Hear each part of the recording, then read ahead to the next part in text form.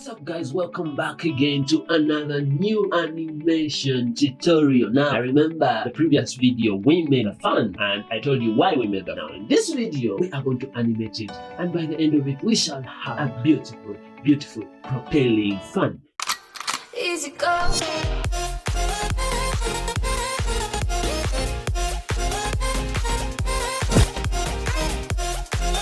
Alright, now I remember we have this scene. By the way, if you fail to make this, you fail to follow with whatever I was doing, and you just want this method to continue with animation, head over to my Patreon page, or you can always head over to my website. You will get these assets there, and with my website, I think you'll get it also provided just there. If you want to support the channel or the project, just head over to the Patreon and all assets shall always be provided there. So let's proceed. I remember the last time we made this using an array, and then it's still in the modifier mode. It still has this. So what we are possibly going to do is I am going to go here and then I am going to apply this array. All modifiers here, whenever you add them, you always have to, after that, apply them for them to really function. So I'm going to apply this so that I don't need this entity anymore. And then we have this. We have a light, a plane. Yes, the plane. Let's name the plane to blades. And then you can name what's the cylinder. The cylinder can name that name. So what we are going to do is I'm going to drag these blades and then attach them to the cylinder. Like how? Okay, I can't compel it to do that. What I'm going to do is I'm going to press Control and press the blades. Now both of them are selected. What I'm going to do is I'm going to press Ctrl J to join them. And what is going to happen is that it's going to become one object. Now if you go to edit mode, which is tab, you can edit both of them.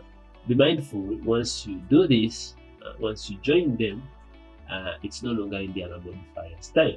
But at a fair point, you can always find a way to separate them. Simply, if I want to separate this, what usually I do is I always select just a piece, and then I say I want to, I come to selection mode and say I want something like let me say linked.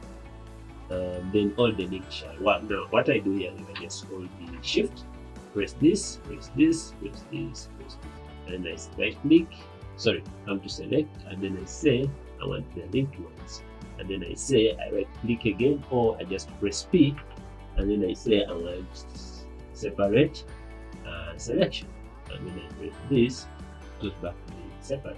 But I'm going to undo that because I don't want them separate, and then go back to edit mode. Object mode. Our object is there. Now I remember talking about animation and keyframes. Now here, last time we did something simple. We animated something using this timeline. This timeline, what we did is, okay, we used here, but it's the same thing. Let's go back. Just go to the animation tab. This is what our camera can see. This blade. Now in the animation tab, we played around with only the, if you press here, I select the timeline. We played around with the timeline, and what we did was simply created a keyframe. We used automatic. This time we are going to use the manual way by just right clicking in the scene when object is selected, and then you are going to find this it says insert keyframe, or you can already just press I. If you press insert keyframe, it's going to ask you which keyframe. I want the rotation, and if I press that, it creates so many keyframes here. And when I come here to 60 and then press R and rotate my fan to the Z axis, something like, okay, something like this, and then click and then say again, press I, and then I say, on the object, press I, and I say I want the rotation.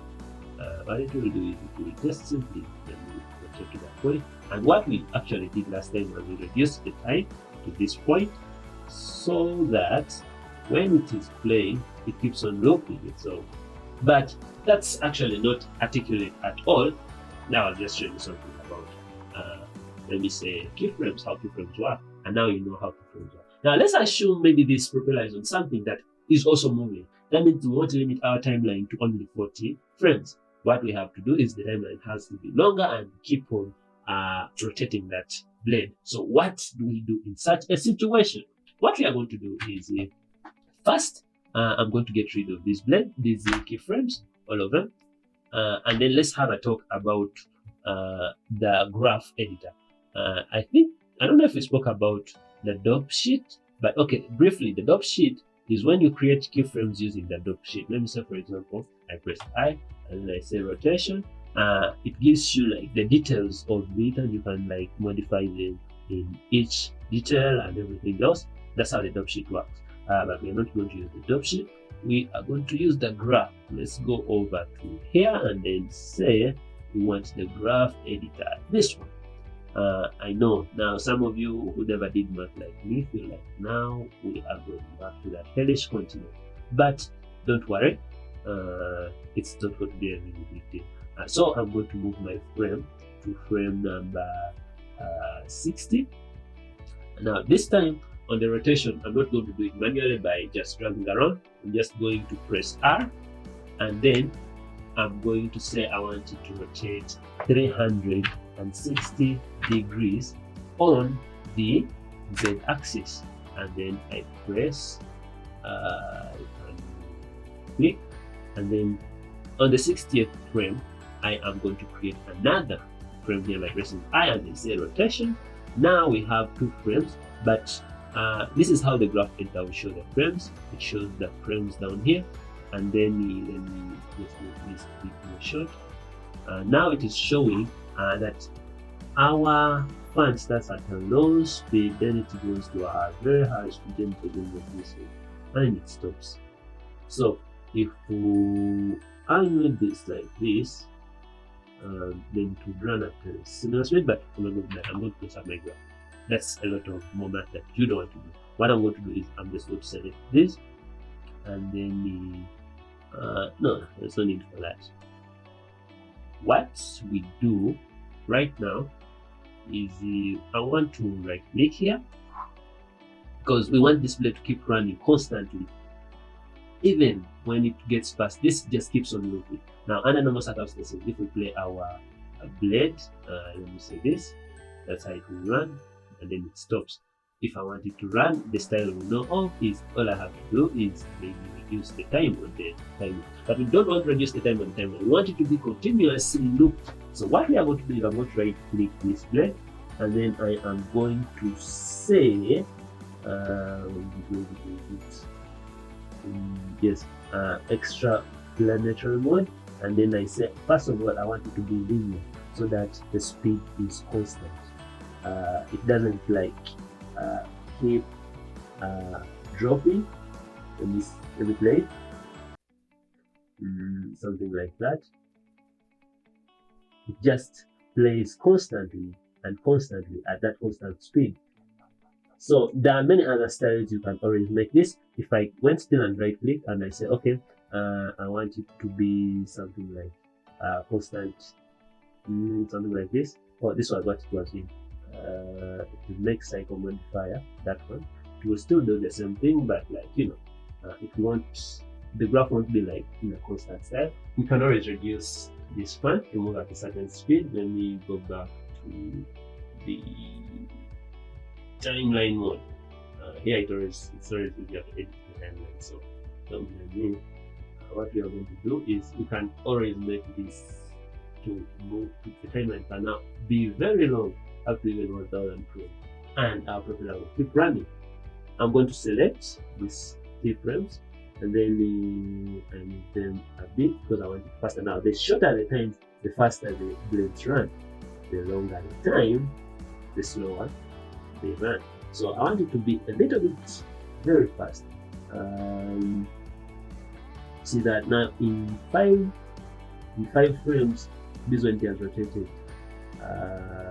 360 degrees, and now you can literally not even see the need.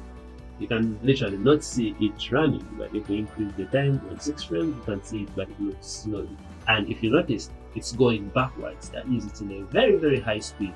If we increase to, let me say, 8. Now you can really see. Now the more you increase, the more it is visible to see it move at its actual direction. We all see this in your life. Like when something is really moving fast, you instantly see it as if it's going backwards. Like right now. So Ablet is running, our fan is running. Welcome to animation, and we can always render this piece out. I am going to do just that, and then I will see you in another video. If you want this project, head over to my Patreon page. It will be really helpful to help this channel out. I'm planning to make some more, very many animations and very many other tutorials about Blender. Thanks for watching. Keep creating. Stay awesome. I'll see you around.